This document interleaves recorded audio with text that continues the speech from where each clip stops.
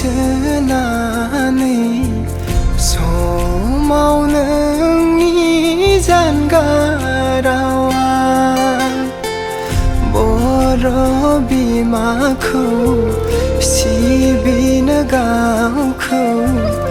बावसोमनायाव बावगारफ्लांसै गोरबोआव नोंखौ बजबनानै लोगोसे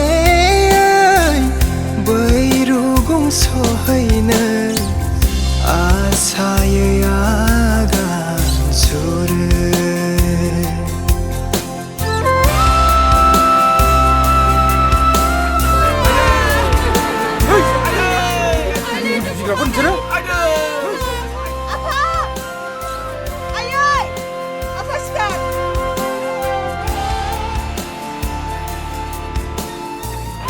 आइ सानबि नोंखौ बे समाजनि मानसिफ्रा